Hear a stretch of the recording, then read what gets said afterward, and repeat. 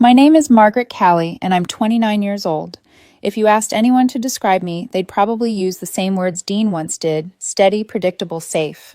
Funny how those words used to sound like compliments until the night he turned them into weapons. I wasn't the girl who lit up the room the moment she walked in. I never pretended to be. I was the one you could count on, the one who remembered deadlines, who showed up on time, who kept promises, even when it wasn't convenient. That part of me came from my father. He worked 2 jobs my entire childhood, but still made it home for dinner every night. He wasn't flashy, but he was dependable. To me, that was love consistency, not chaos.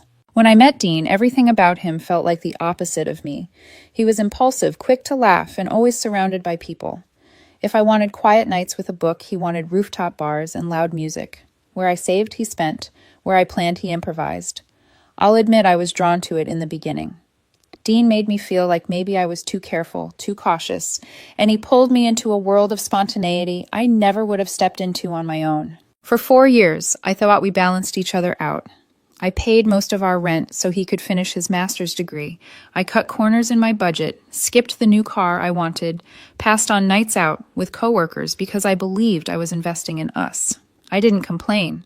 I wanted him to finish school without debt, to chase his dreams, without the weight I knew money could bring. I thought we were building a future together piece by piece. Dean talked about marriage in the way some people talk about vacations, vague, dreamy something someday. Still, he'd drop hints, the kind of wedding he'd want jokes about rings he'd seen in storefronts.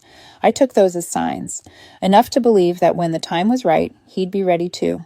So when Dean graduated and landed his first real job, I thought, this is it. We've made it through the hard part. We can finally move forward. I spent 3 months saving for a ring. Not the biggest diamond, but elegant, something classic that I knew he'd appreciate. I planned the proposal down to the detail, the park where we'd had our first real date, the little lake where the city lights reflected in the water. Cheesy maybe, but meaningful. That night my hands were trembling so badly on the steering wheel that I almost couldn't drive. The ring box in my pocket felt like it weighed 10 pounds. I'd practiced what to say over and over, but none of it sounded perfect. In the end, I told myself sincerity mattered more than poetry. I wanted him to know that I wasn't just offering a ring, I was offering a life I'd been quietly building for both of us. Dean was already sitting on a bench when I arrived, scrolling through his phone. He looked up, smiled that disarming smile that had once hooked me completely, and for a moment I let myself believe this would be a story we'd tell our kids someday. I led him to the lake, tried to make conversation about his new job, about how proud I was. He nodded distractedly, half listening, half watching the ducks on the water. My throat went dry, but I pushed forward. "Dean," I said, stopping at the spot I'd chosen, "we've been through so much together.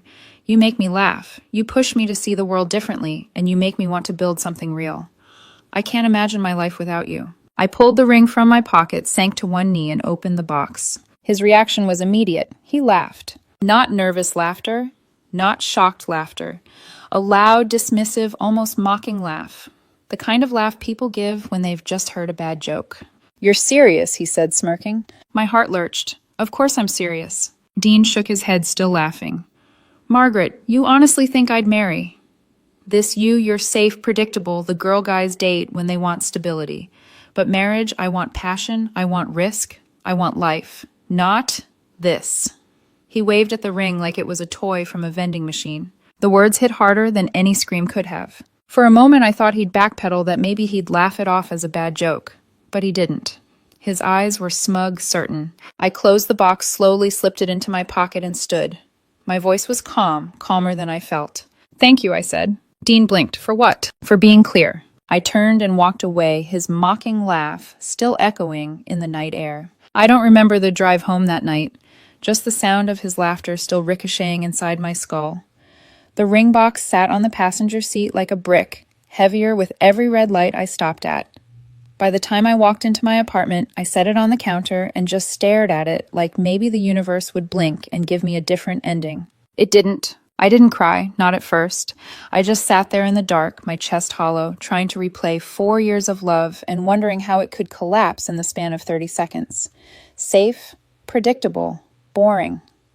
His words weren't just a rejection of marriage, they felt like a rejection of who I was, of everything I'd given.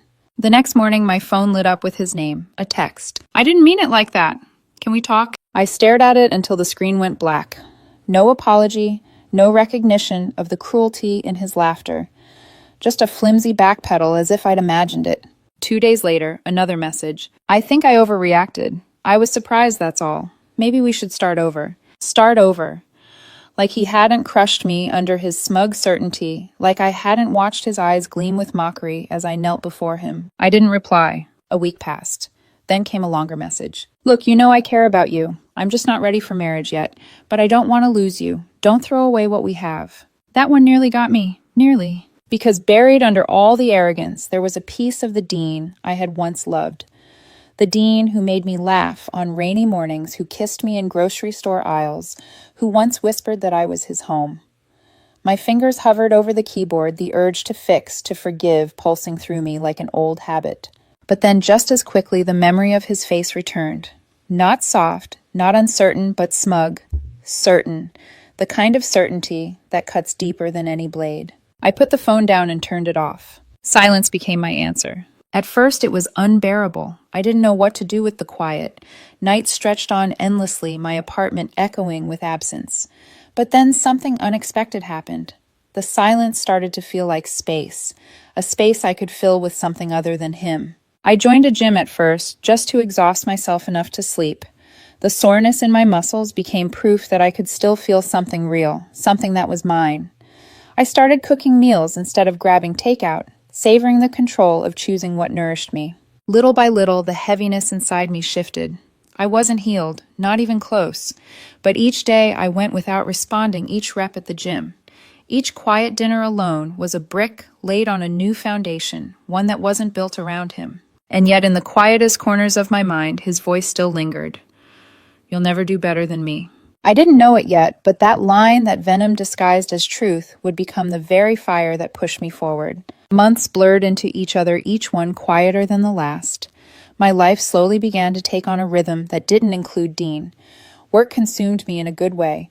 I volunteered for projects I would have once avoided, and people started to notice. I earned a raise not huge, but enough to prove that stability wasn't weakness. It was strength. At the gym, I was no longer just burning energy. I was pushing myself harder, measuring progress in sore muscles and heavier lifts. The mirror, once something I avoided, began to show a version of me I almost didn't recognize, stronger, sharper, more alive. Friends noticed, too. At first, they tiptoed around his name as though saying, Dean out loud might shatter me all over again. Eventually, they stopped avoiding it. That was how I first heard about his new girlfriend. Have you seen her? My coworker Kara whispered at lunch, sliding her phone across the table. I didn't want to look, but curiosity is cruel. There he was grinning in photo after photo, his arm around a woman with long dark hair and a smile that demanded attention. She was everything I wasn't: bold, glamorous. The kind of woman who thrived in the spotlight. Rooftop selfies, champagne glasses clinking, hashtags about living life to the fullest. Kara raised her eyebrows. She's something, huh? I smiled, or at least pretended to. She is. That night, lying in bed, I replayed those images in my mind. Dean's arm wrapped around her waist, the same way it once held mine. His grin was it wider now. Happier had he ever looked at me that way. The bitterness curled tight in my chest. I hated myself for caring, for comparing. I told myself I'd moved on, that I was stronger now. But the truth was I wasn't as immune as I wanted to believe. Still, I didn't stalk, didn't scroll endlessly. I muted his profile, deleted his number from my phone for the 10th time. I wanted the distance, needed it. Yet gossip has a way of sneaking in whether you invite it or not. At a dinner party, a mutual friend leaned closer, lowering his voice, as if spilling a secret. So Dean's new thing. Let's just say it's not as perfect as Instagram makes it look. My fork hovered midair. I forced a casual tone. Oh, he smirked. She's wild. Drama all the time. They fight in public. Honestly, it's exhausting just hearing about it. I nodded, pretending not to care. But inside, I felt a flicker not of hope, but of grim recognition. Dean had wanted passion chaos, the kind of fire that burned too hot to hold, and he'd found it. For a long time, I thought that flicker was satisfaction, even justice. But later I would realize it was something else entirely, foreshadowing. Because fires that burn that brightly, they don't last. The first message came late at night, months after the last time I'd seen his name on my screen. I miss you. 2 words. Simple. Dangerous. I stared at them, my thumb, hovering, heart pounding faster than I wanted to admit. It would have been so easy to type back, "I miss you too," and pretend none of it had happened. But then I remembered his laugh at the lake, sharp and mocking, and my chest tightened. I set the phone down. I didn't reply. A week later, another message. "We were good together. Don't pretend you don't remember." The nerve, the arrogance, and yet I read it twice, maybe 3 times before deleting it. By the 3rd week, his tone shifted. "You'll never find anyone who cares like I do." That one made me laugh bitterly. Care was mocking my proposal, his version of caring, or dismissing me as safe and boring. I ignored him again, but the messages kept coming, swinging like a pendulum.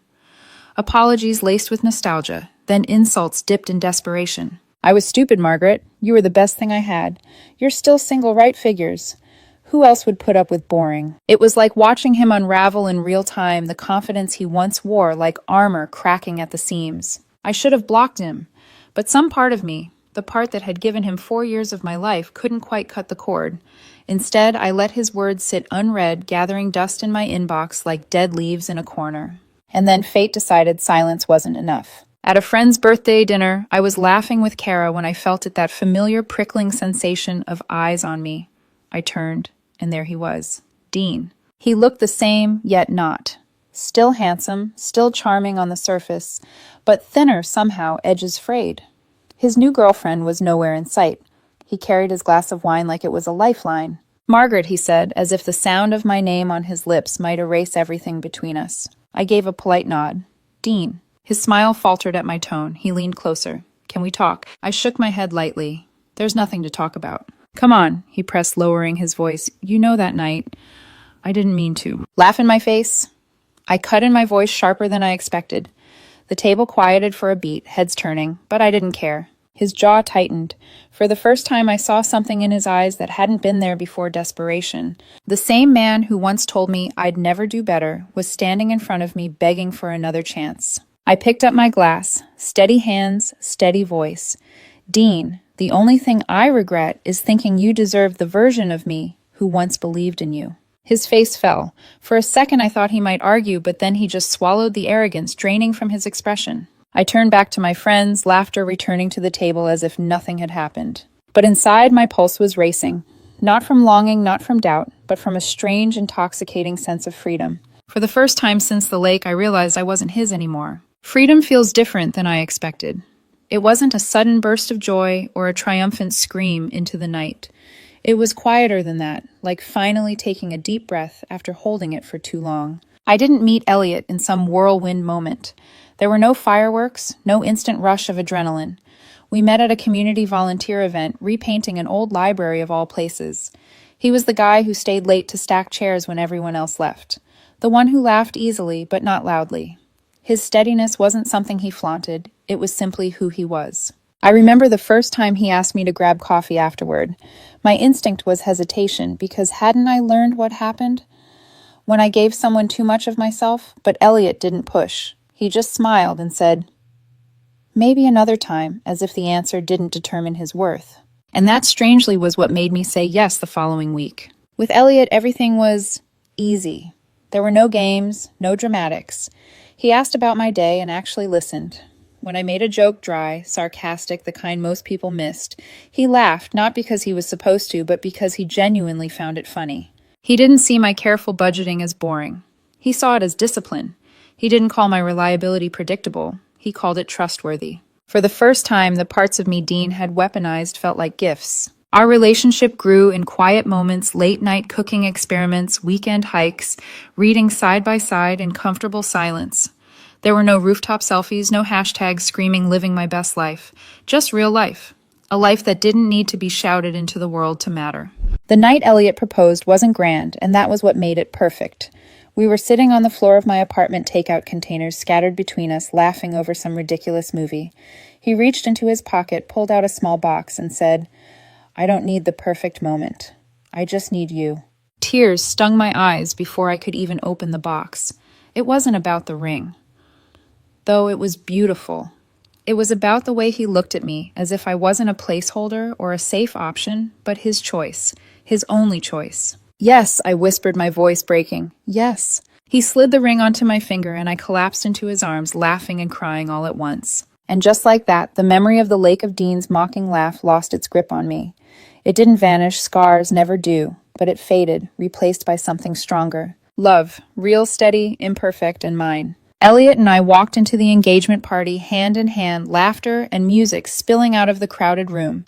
Familiar faces greeted us, glasses of champagne raised in celebration. It felt like stepping into a different life, one I wasn't sure I would ever have. And then I saw him. Dean. He noticed me almost instantly. His eyes flicked to my left hand, where Elliot's ring gleamed under the warm lights. I watched the recognition hit the way his smile froze for just a second before he plastered it back on. He made his way over, drink in hand, his charm turned up like a mask. Wow, he said, his voice smooth but tight around the edges. You look different. I nodded politely. Good to see you, Dean. And this must be... His eyes darted to Elliot. Elliot, I said, sliding my arm around him. My fiancé. For a split second, Dean's expression cracked bitterness flashing behind his smile. He recovered quickly, forcing a laugh. Engaged already. Didn't waste any time, huh? Elliot simply smiled, his grip on my hand steady. When you know, you know. Dean tilted his head, eyes narrowing. Don't you think it's a little fast, Margaret? I mean, after everything we had. I cut him off before he could dig any deeper. My voice was calm, measured. There is no we, Dean. Hasn't been for a long time. His smile faltered, his jaw tightening. He leaned closer, dropping the pretense. You really think he's better than me? He's not even... His eyes flicked over Elliot dismissively. Half the excitement I gave you. I looked him straight in the eye. Maybe. But unlike you, he doesn't see me as a mistake. For the first time, Dean had no comeback. His mouth opened, then closed again, words choking before they formed. The arrogance, the smug certainty that had once defined him slipped away, leaving nothing but silence. I gave him a small nod, polite final. Take care of yourself, Dean. Then I turned back to Elliot, who squeezed my hand without a word. Together we walked away, laughter and music swallowing us back into the party. Behind me, I could feel Dean's eyes burning holes into my back, desperate and hollow.